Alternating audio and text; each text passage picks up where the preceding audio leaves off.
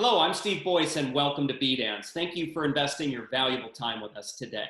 This is part 3 of our 3-part series, Close the Success Gap and Achieve Your Desired Business Outcome, how to ensure success with your digital engagement and communications programs. Today's segment is entitled, How to Close the Success Gap and Achieve Your Desired Business Outcome. And Adam and I are going to bring all of this together for you today in our final part of this 3-part series.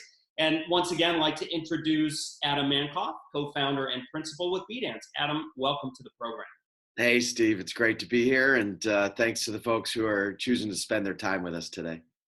Indeed. We appreciate everybody's attention. Now, Adam, before we get to today's segment, where we're going to, in a sense, close the success gap here and show companies how they can achieve their desired business outcomes, thought it might make sense to do a quick review of parts 1 and 2 of the series. Sounds like a perfect plan. So in part 1 of the series, we had talked about what we refer to as the success gap, which essentially is the difference between the functional requirements that the technology provides and the desired business outcome that the company wants to achieve by using the technology. Right.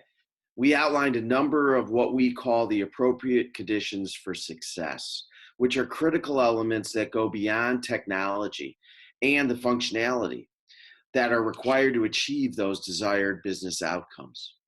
Excellent. And folks, we would encourage you, of course, to watch the first 2 segments of the series if you haven't already, as Adam provides a lot of important detail in defining the success gap and explaining what that is and those appropriate conditions for success that are so critical to achieving your desired business outcome. We won't have time in today's segment to go through all of that detail in review.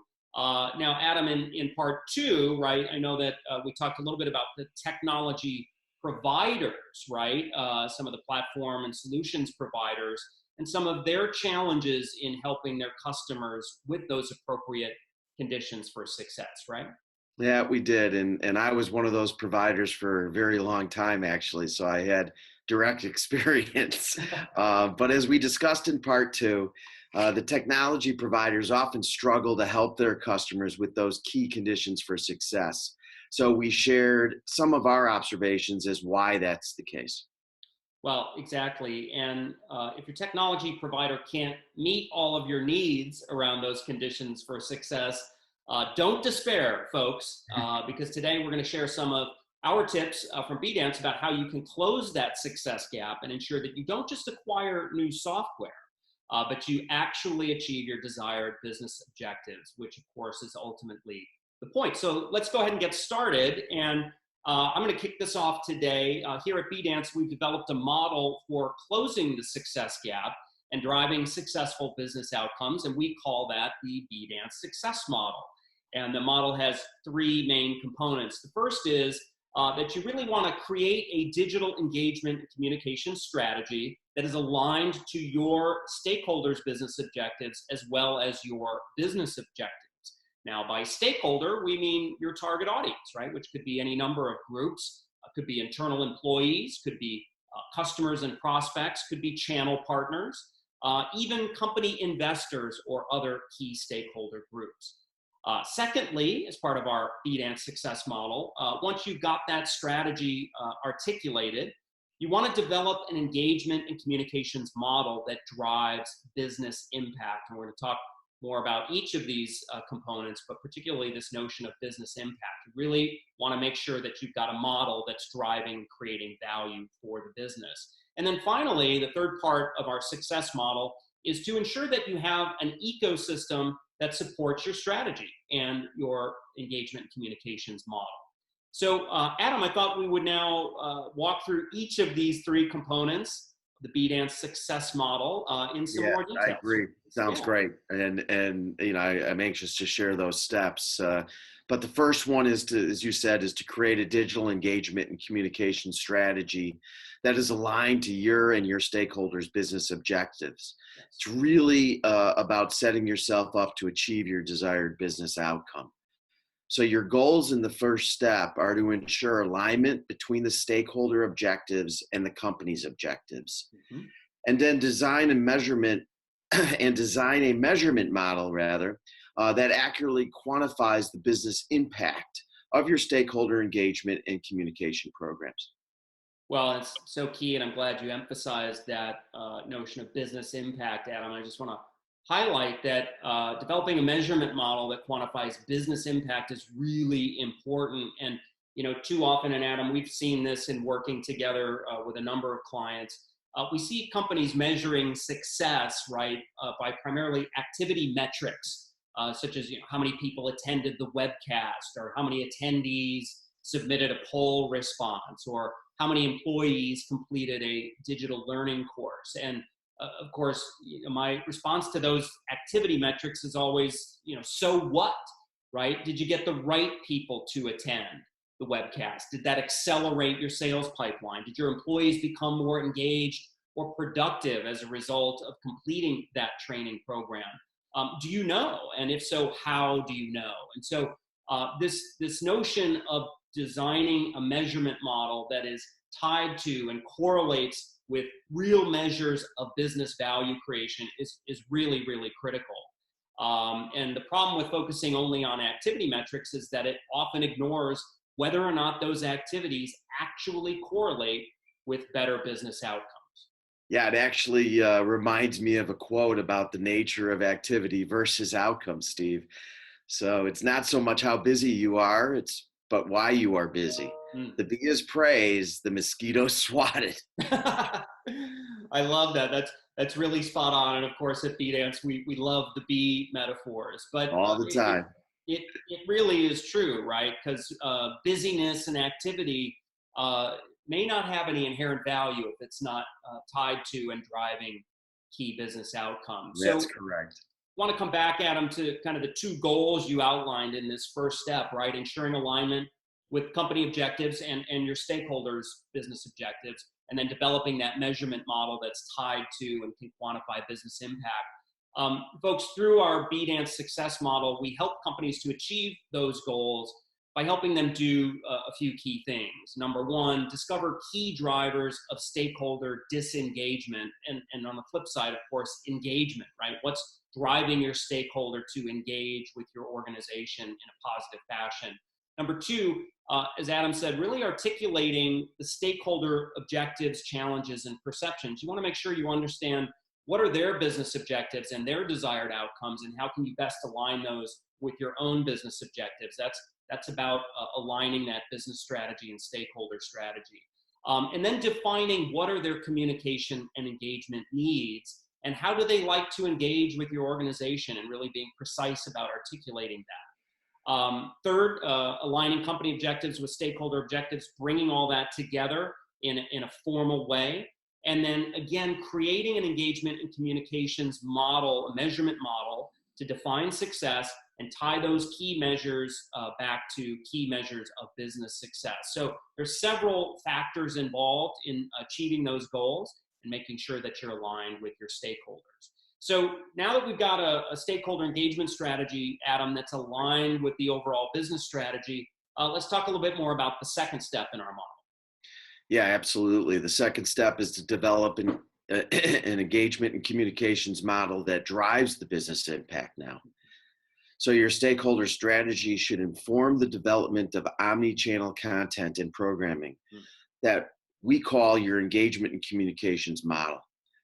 That is intentionally designed to drive success against your articulated business objectives.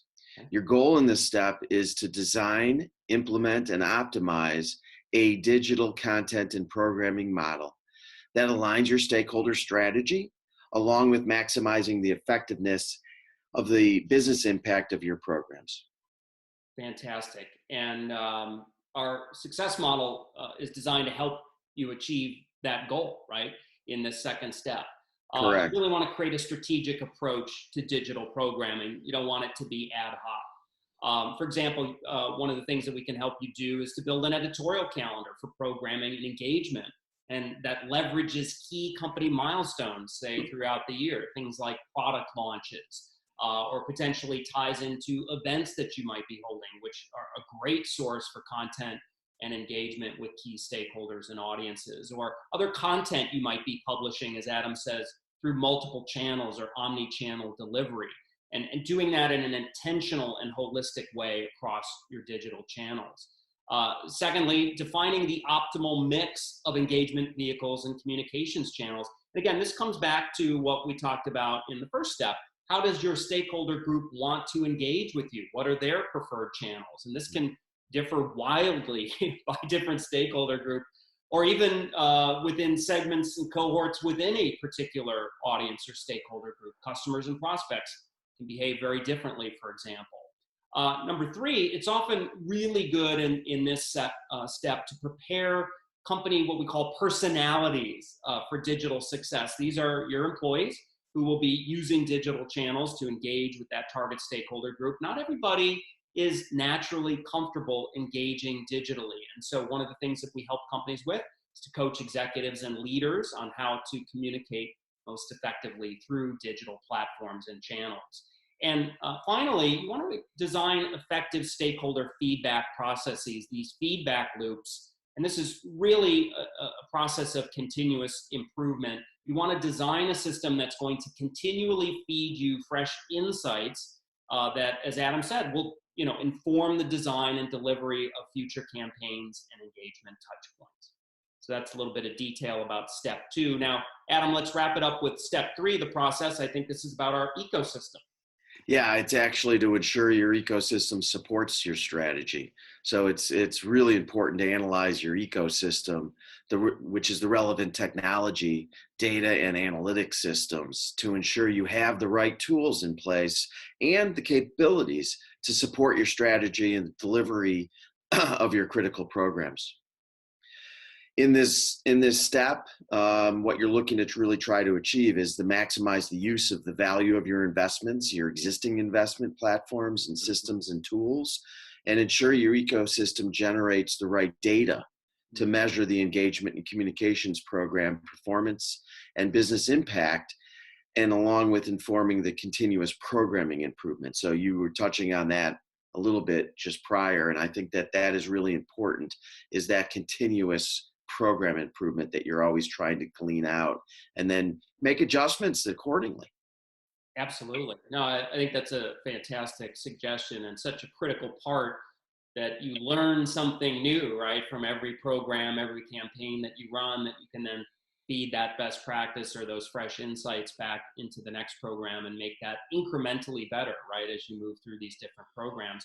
Now, just a quick comment on the ecosystem. I think the way we think about it is at BDance is ideally you should take a look at your ecosystem last. It's why we've positioned it as step three, because once your strategy is defined, then you can really make sure that you've got the right capabilities to support that strategy. Now, of course, as Adam, as you mentioned, right, maximizing the use and value of existing systems and tools, right? That's one of the goals of this step. And clearly companies have existing technology systems and platforms. So it's often a question of, how do you maximize those existing tools, even as you're looking ahead with, say, a roadmap approach to migrate to a more ideal state of your ecosystem and building the capabilities that you're going to need to support future programs. But we certainly want to maximize the value of what we've invested in today.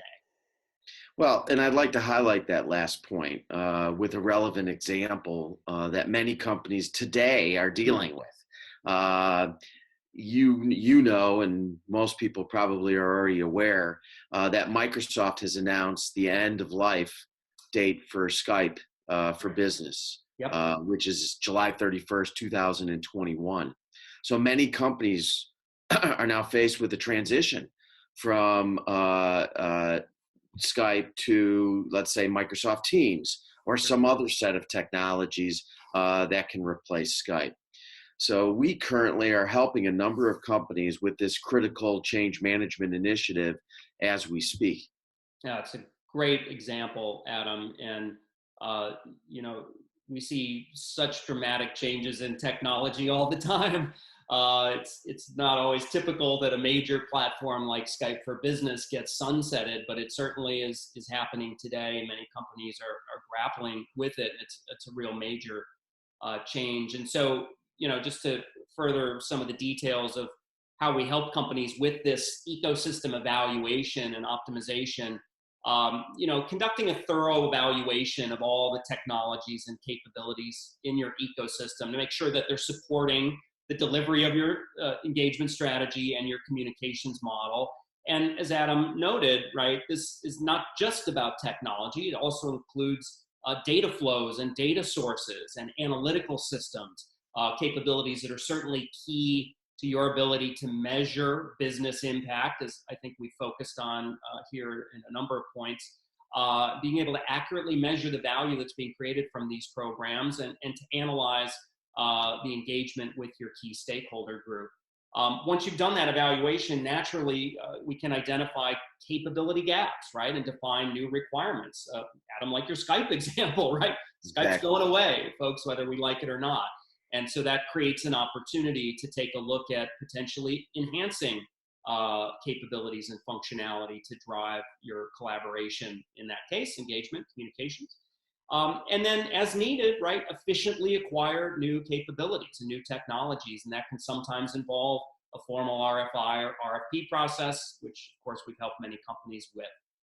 So that kind of covers some of the details in achieving an ecosystem that supports your stakeholder engagement strategy. Yeah, so let me just recap what we've just been talking about, Steve, in reference to the BDANCE success model.